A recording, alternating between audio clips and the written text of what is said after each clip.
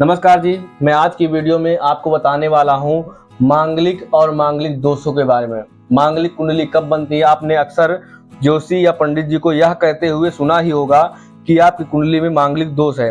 आखिर मांगलिक दोष होता क्या है और ये कैसे बनता है, इन सभी चीजों को आज बताने वाला हूँ। किस भाव पर होने से कौन सा मंगल का दोष बनता है, किसको कष्ट होगा और मंगल दोष कब उसका काट हो जाता है, अपने आप काट हो जाता है, उन सभी बातों को हम आज की वीडियो में समझते हैं।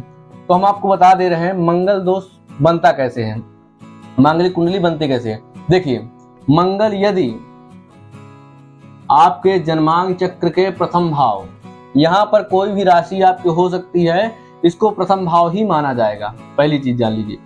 और आपके चतुर्थ भाव पर मंगल यदि बैठा हो तब भी मांगलिक तैयार होता है। ठीक है, मांगलिक तैयार होता है, मंगल दोष नहीं होता। ठीक है, और आपके सप्तम भाव पर यदि मंगल बैठा हो तब भी मांगलिक होता है। देखिए, पर यहाँ सप्तम भाव एक मारक स्थान है, ये प्रबल मारक है। इसका उपाय तो आपको निश्चित करना होगा।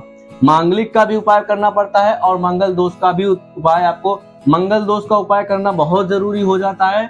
मांगलिक का खटपट बनी रहती है, कलह बनी रहती है और वो चलता रहता है। उन सभी बातों को हम अभी बताने वाले हैं। अष्टम भाव, जिसको मृत्यु का स्थान बोलते हैं, इस स्थान पर यदि मंगल बैठा हुआ हो तब भी वो कुंडली जो है मांगलिक कहलाती है। और द्वादश भाव पर यदि मंगल जो है अगर आपके विराजमान है तब भी आपको जो कुंडली मांगलिक कुंडली बनती है। ठीक है, मंगल दोस्तों जो है अग्नि तत्व कारक ग्रह है, क्रोध का देवता है, बहुत ज्यादा गुस्सा करने वाला, एक ये सेनापति है। ठीक है, और सेनापति बिल्कुल ये वो वाला सेनापति बहुत ज्यादा पराक्रमी है, खून इसका बिल्कुल उबला हुआ होता है। ठीक है, तो इतना ज्यादा ये परेशान कर देता है। ये पहली चीज, ये अकेले रहना चाहता है। तो अगर कोई भी आपका पार्टनर आता है, जीवन साथी बनता है, तो उसको ये अपने साथ नहीं रहने देता और कोई भी ग्रह इसके सानिध्य आता है उससे लड़ झगड़ करके उसको अपने जीवन से बेदखल कर देता है। यहाँ तक आपने सुना होगा शिव जी से मंगल ने लड़ाई किया था, जिसको लोहितांग कहते हैं, पृथ्वी का पुत्र है।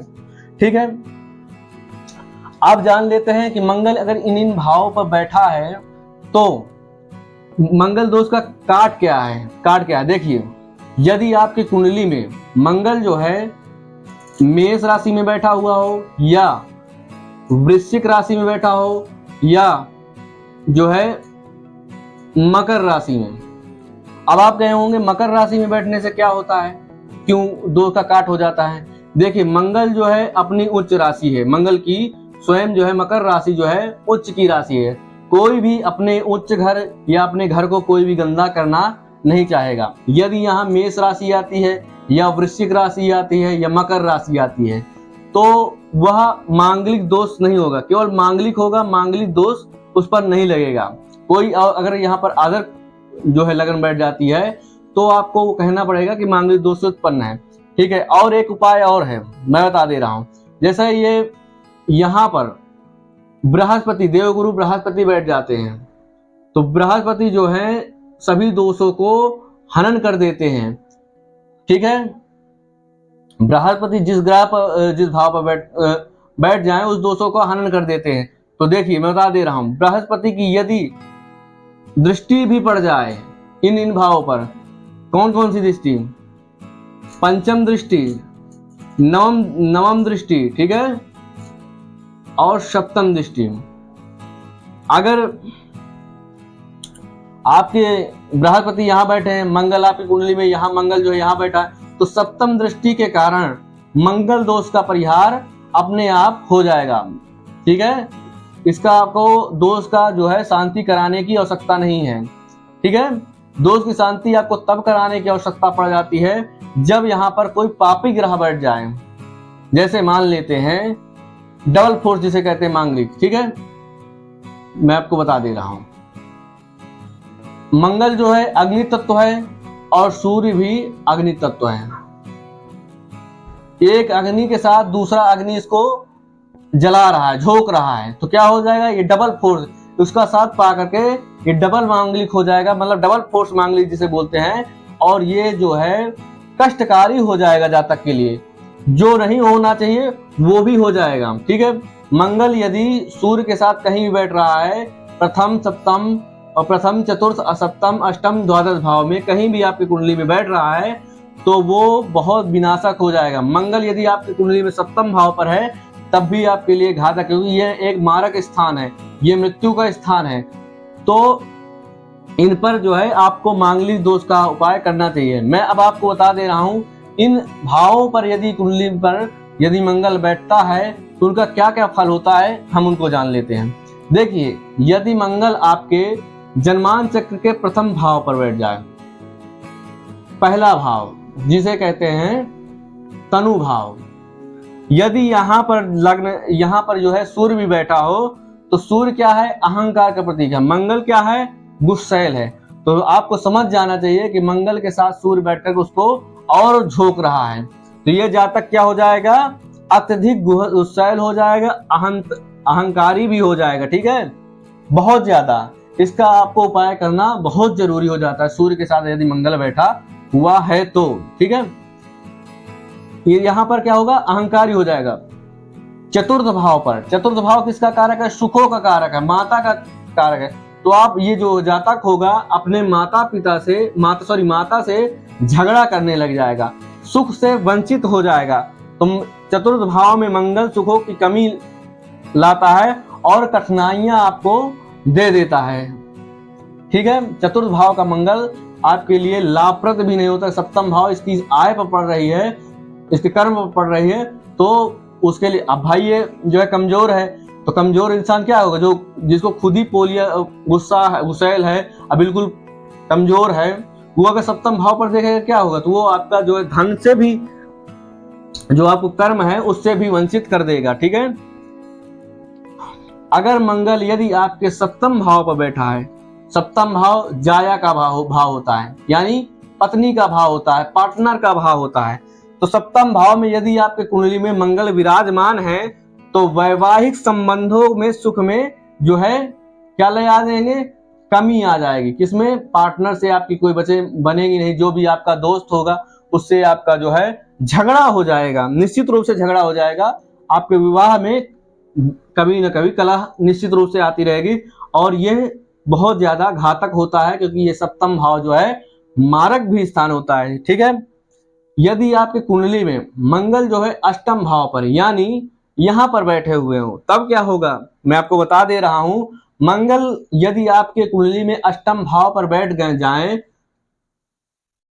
यहां पर आठवीं राशि ना हो, आठवीं राशि भी अगर मान ली है भी, तब भी आपके लिए घातक होगी, क्योंकि अष्टम भाव मृत्यु का कारक होता है। ठीक है, अष्टम भाव में अगर मंगल बैठने से विवाह में सुख में कमी लाएगा, क्योंकि इसके भाव के एक पहले है, विवाह के सुख में कमी लाएगा। ससुराल पक्ष से, विशेषकर ससुराल पक्ष के सुख में कमी लाएगा, और ससुराल पक्ष के जो रिश्ते हैं उनमें भी खटास पैदा हो जाएगी। वो आपकी बातें सुनेंगे, आप ये होगा ससुराल पक्ष से आपकी बातें जो बननी चाहिए वो नहीं बनेगी। ठीक है, यदि आपकी कुंडली में मंगल जो जाकर के द्वादश भाव पर आपके विराजमान हो जाते हैं या बैठ जाते हैं, तब क्या होगा। देखिए, द्वादश भाव मोक्ष का कारक है। ठीक है, मोक्ष होता है, यहाँ से जीवन स्टार्ट होता है और यहाँ जाकर के जीवन जो है समाप्त हो जाता है। ठीक है,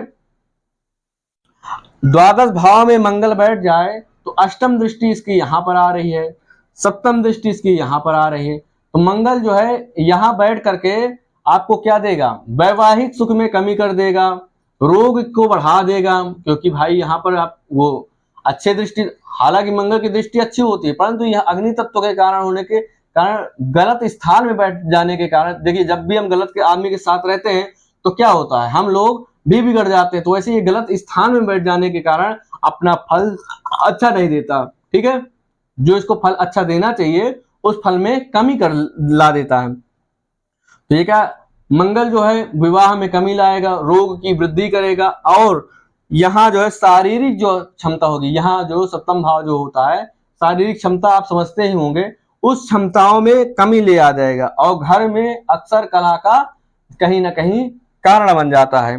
ठीक है, अगर आपके कुंडली में इन भाव पर बैठा है तो ये परेशानियां आपको देखनी पड़ेगी।